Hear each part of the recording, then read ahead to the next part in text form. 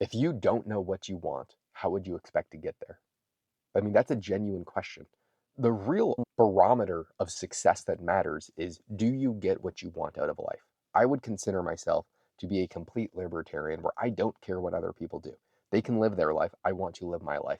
Most people would not want to live the life that I live, running a business, being incredibly stressed all the time, working 95% of the time. And I love it. I absolutely have created the dream life, but I knew what I wanted. I love progress and I love getting better and I love building a team and I love being a part of a team and I love providing value and I love the fruits of the labor. If you work super hard, you get rewarded with money. And I absolutely love the game of business. It is the most fun thing in the entire world. But I know I loved it and I know that I wanted to do it. It takes a long time to get to the point where it was fun. It is very stressful. At first, I just wanted to fucking get freedom. And then I realized that what I have now is really not freedom. I have monetary freedom, but I do not have time freedom. I do not have I can travel, but I have to work wherever I am and I have time zone issues. But it's just defining what do you want, and that can change. Our business goals have continuously changed. My personal goals have continuously changed. But if I know where I'm heading, I can then know how to get there. So the first step is knowing what you want and then reverse engineering how to get there. I mean, if I set a goal, we want to have 10,000 clients in the next 4 years. We want to have 10,000 clients in the next few years. And let's say it's going to take 3.5 years to get there. That means we have to take on X amount of clients per year, X amount of clients per quarter, X amount of clients per month, X amount of clients per week, X amount of clients per day. So if we want to do that, what is needed? We are going to need to be hiring and training dozens of people every single week. And we are going to have to scale that up to where we are training hundreds of people every single week and then giving the client base to all of these new people that we train. We need to have a super robust training system for new talent. We have to have a way to get new talent. We have to have a way to get new clients. And so, what is the next best thing to do for us? We need the super robust training system. We need to start training as many people as humanly possible, which we are actively doing. We are hiring a ton of people. And then we will get a bunch of new clients because I can get us a bunch of new clients pretty quickly. But if I just got us a bunch of clients, then we wouldn't have the team to be able to fulfill on it. And so, you need to know what the next best thing is. We need the talent to do the work at the highest caliber rate before we take on the clients. And we are always going to need that. So we are always going to need to be training people, incentivizing people, having the most awesome company culture in the entire world to continuously build it up. And then we can get the clients for them. And then it's my job and put the pressure on my back. Okay, payroll's up. Let me go fucking get the clients. And then the margins will increase as we scale. And so I know that's what we want for now. I know how we are going to get there. I know every single step that is needed to get there. Obviously, there's so many different things that I have not seen, but that is the basics from a math perspective. If you want to be fit, and let's say you are 100 pounds overweight, okay, what is the time horizon which I need to lose this weight? What optionalities do I have to lose this weight? What is the diet and the calorie intake per day that is needed to get there? So I would just reverse engineer it. If I had to lose 100 pounds over 2 years, that means you have to lose X pounds per year, or that would be 50 pounds per year, which would be 1 pound per week pretty much. So that means you would know that you have to cut your calories by a certain amount. You would have to go on a certain amount of exercise every single day, every single week to make it happen. And then it's just math. It is okay. If I have to lose 1 pound per week to lose 100 pounds over 2 years, here's what I have to do. And then that means I have to eat a certain amount of calories. And I know that discipline is hard. That is hard. But if you know what you want, you can figure out how to get there.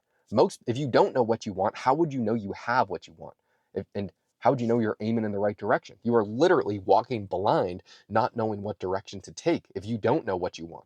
And that is like the first step of life, which is why people go to school and they start to go to college, because most people don't know what they want. I didn't know what I wanted. I mean, it was really throwing a bunch of fucking shit at the wall. And I tried every online business before I found what I stumbled into. And I knew I wanted a mentor. I knew I wanted to work for someone else first because I wanted to see how the people at the top of the game operated. I wanted to get in the right rooms. I knew I wasn't that good when I was starting out, and I was just humble enough to say, I want more guidance. I want to see how a business operates before I want to operate. The same thing if you're looking for a spouse. What traits and characteristics are you looking for? I mean, think about if you are going to spend the rest of your life with someone, there are some non-negotiables that you are going to want to have.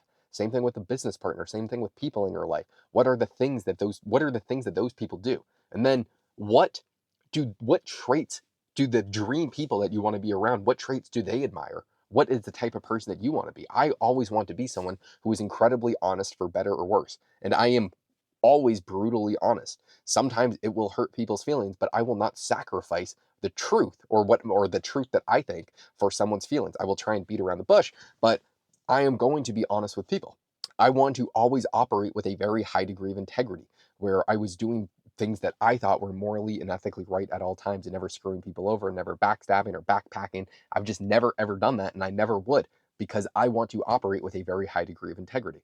I want to chase excellence in many areas of my life. I want to chase mental excellence, where I'm continuously trying to learn and get better, where I'm improving my skill sets. I want to chase monetary excellence by growing a business and making more money. I want to chase physical excellence, where I'm continuously improving. Right now, I'm really just doing a lot of calisthenics, where I'm trying to get the planche down and the front lever, and doing more complex calisthenics movements because I think it's fun. I know that when my diet is better, I can mentally operate on a higher level. I have a better physique. I literally hit all of my goals, but I don't often do that. I often eat like shit, but I work out enough, and I know that at some point I have to put the fork down. And so I don't care how other people live at all. My definition of success for myself is different than anyone else's for themselves. But I just don't think people should be stating what is good or bad in a way to live someone's life.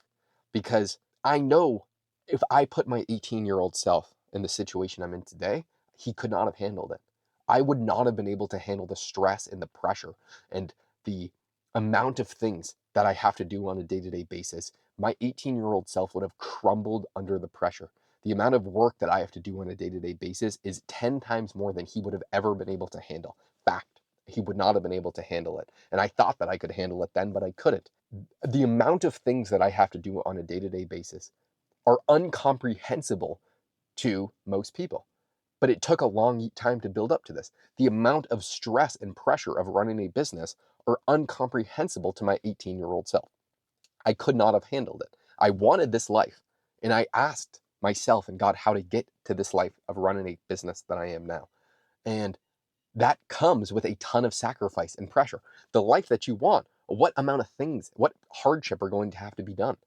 I know if I want to run a business in the top 1% of businesses that are successful, what hardships are going to have to be done. It is incredible amounts of hardship.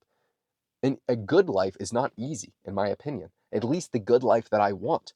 There is incredible amounts of struggles and hardship. Someone who is very calm under pressure had to have been pushed down by pressure so much. That person, if you've never been exposed to hardship, is going to be folded right away. So if you want to be siloed from all hardship, then you cannot expect to be strong when the time is needed. You cannot expect to perform under pressure if you've never put yourself in a position to do that. And so, knowing where it is that you want to go, and then the types of things that you will need to endure to get there, make it super feasible when you have a bigger goal, in my opinion, what I have seen.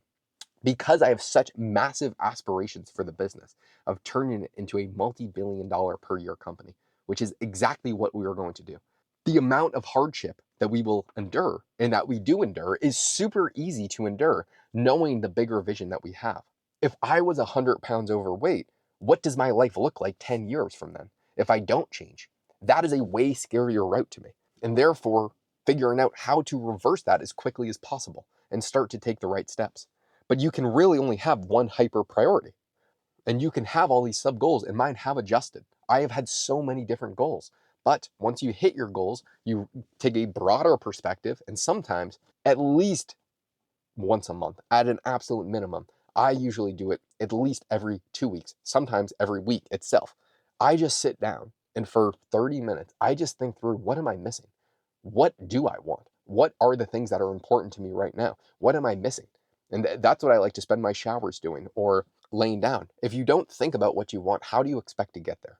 It's a real genuine question.